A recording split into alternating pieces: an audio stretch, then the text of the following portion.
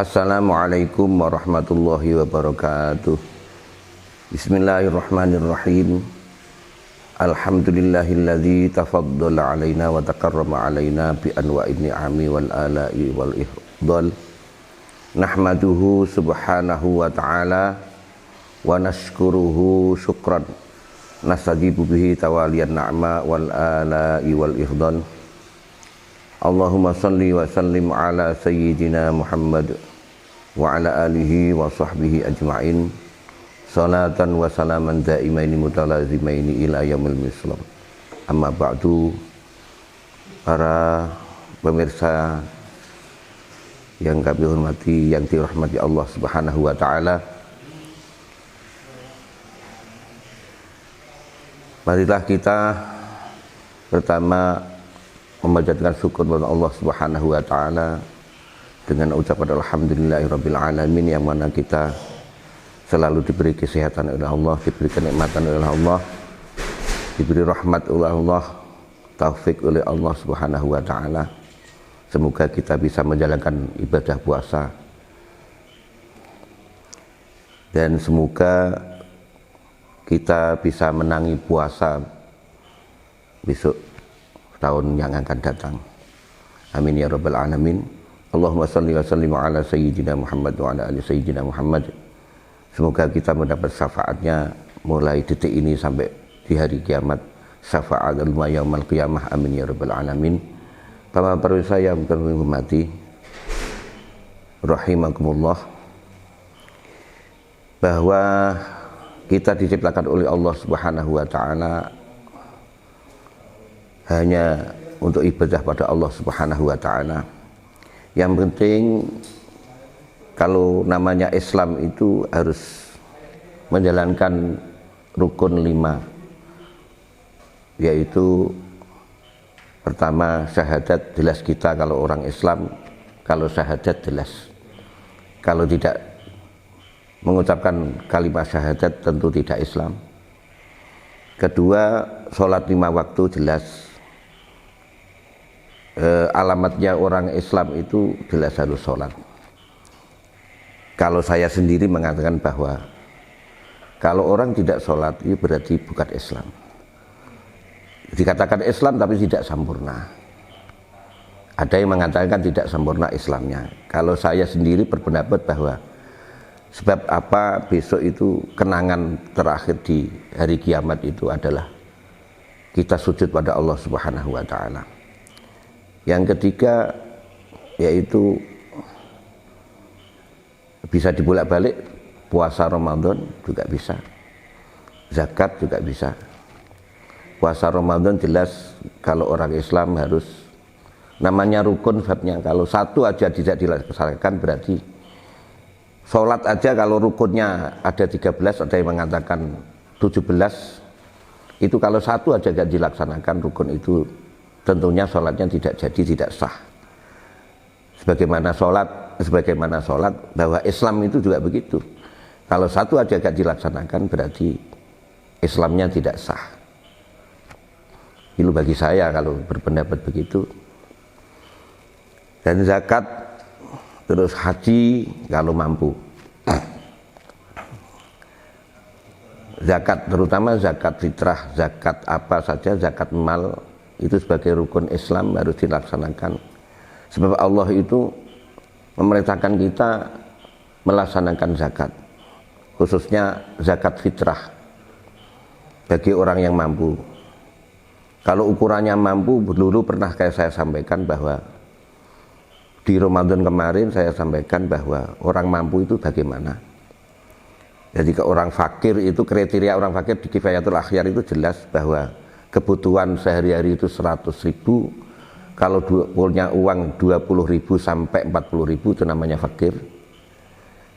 Punya uang 40.000 sampai 70.000 itu namanya miskin. Kalau punya uang 80.000 sampai 100 namanya cukup. Kalau lebih dari 100 berarti kaya. Berarti kalau mengukur itu tidak ada kemiskinan di Indonesia ini, hanya cuma berapa persen. Kalau ukurannya ukuran kemiskinan di pemerintah saya tidak tahu. ukurannya itu saya nggak tahu, sebab bukan ahlinya. Tapi kalau ukuran miskin, fakir miskin di Islam itu kriterianya seperti itu. Jadi kalau menurut saya satu desa umpama di Bojonegoro ini salah satu desa itu paling ada 5 atau 6 kalau kriteria menurut agama, menurut kitab Kifayatul Akhyar itu seperti itu. Jadi kalau zakat itu, zakat fitrah itu wajib bagi orang yang mampu. Kalau mampunya berapa, mampunya hanya sebagian ya bang, monggo. Tapi pas waktu zakat fitrah itu kan kewajibannya itu malam hari raya. Jadi dia puasa mulai tanggal 1 Ramadan sampai akhir Ramadan dia mampu. Akhir Ramadan dia malam hari raya itu punya kemampuan untuk zakat. Dia punya kelebihan, dia punya apa? Monggo. Langsung wajib zakat. Zakatnya berapa? Kalau menurut ulama, menurut Fathul Qorib itu ada 5 kati. 5 kati berarti kalau orang mengatakan ada yang berpendapat 9 on, ada yang berpendapat keliru. Ada yang berpendapat 5 on, ada yang berpendapat 6 on. Kalau 6 on kali 5 berarti 3 kilo. Tapi kalau yang berpendapat 5 on berarti kali 5 2,5 kilo. Monggo lah mau pakai yang mana. Kalau menurut saya 6 on berarti 3 kilo. Ada yang mengatakan 5 kilo setengah, 5 on setengah. Ada yang mengatakan 5 on setengah. 5 on setengah kali 5 berarti 2 kilo 7 on setengah.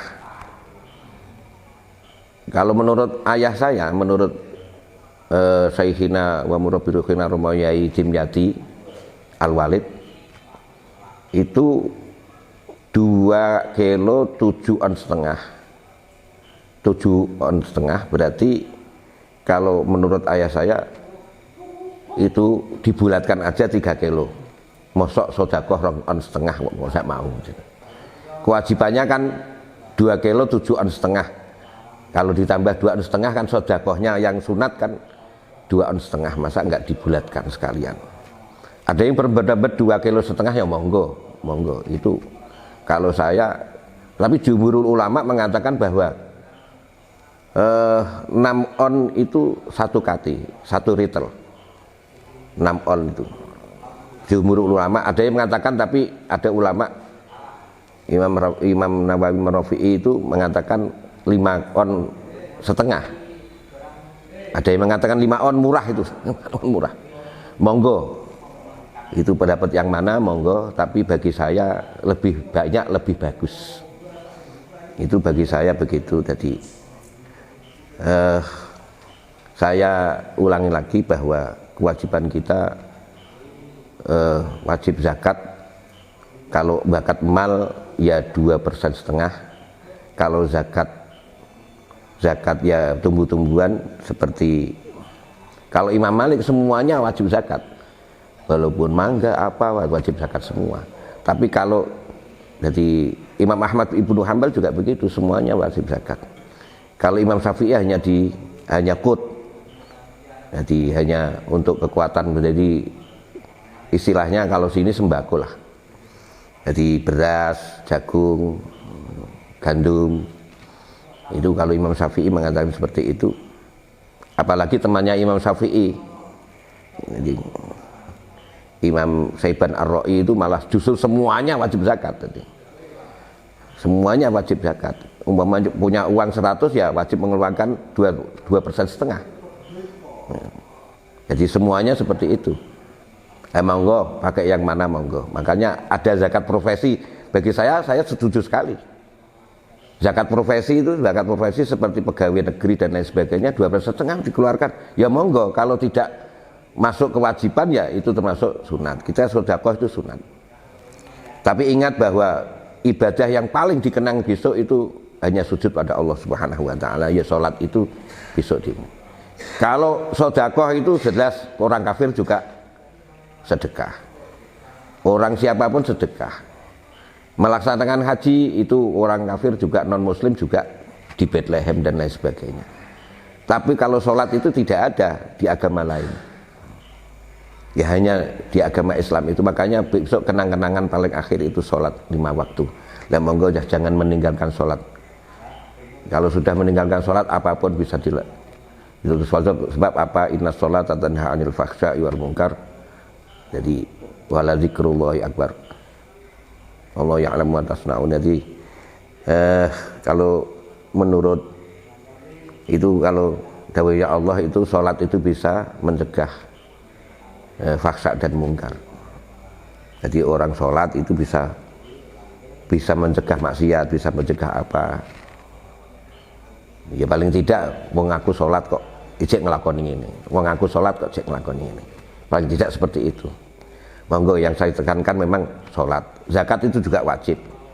Kalau orang tidak melaksanakan zakat itu berarti medit itu. Berarti syuh itu namanya, kumet. Orang tidak melaksanakan zakat ya kumet. Kumet itu sangat bakhil sekali. Kalau sangat bakhil itu berarti kan ya bagaimana ya, dicap oleh Allah. Makanya kita, walaupun kita tidak wajib zakat menurut Imam Syafi'i, ya kita tetap zakat lah. Kita tetap sedekah. Kalau itu menjadi wajib ya wajib. Alhamdulillah sudah kita melaksanakan kewajiban. Sebab apa? Kita tidak tahu bahwa harta kita itu bagaimana, kotor apa enggak. Ya. Kalau sebab satu-satunya yang harta benda yang tidak kotor itu cuma air yang jatuh dari langit itu langsung kita mangap gitu. Nah ini yang murni, halal murni, halal thayyibah. Yang selain itu ada kecampuran subhat. Itu kok saya sampai kemana-mana, mohon maaf. Ini yang terakhir saya tekankan bahwa kita selalu menjalankan kewajiban. Saling mengingatkan. Ada yang mengatakan bahwa kemarin itu ada yang tanya sama saya, bagaimana saya punya hutang sholat, punya hutang zakat. Saya tidak pernah zakat di Ramadan, saya tidak pernah sholat sekitar ada 10 tahun. Terus dia minta supaya dia ingin apa, tahajud. Enggak, kadzani aja sholatnya. Terus zakatnya juga kadzani aja. Saya suruh kadzani semua. Daripada dia sholat qobliyah ba'diyah, daripada dia tahajud menjalankan sunat kewajibannya, kok enggak. Sama seperti orang yang kerja tidak punya modal itu namanya. Ingin badi ya tidak mungkin. Ya sudah, itu aja yang saya sampaikan. Mohon maaf apabila ada kata-kata yang kurang bisa dimengerti, bisa dipahami, ada kata-kata yang kasar, saya mohon maaf sekali. Saya akhiri, wallahul muwaffiq ila aqwamit thoriq. Wassalamualaikum warahmatullahi wabarakatuh.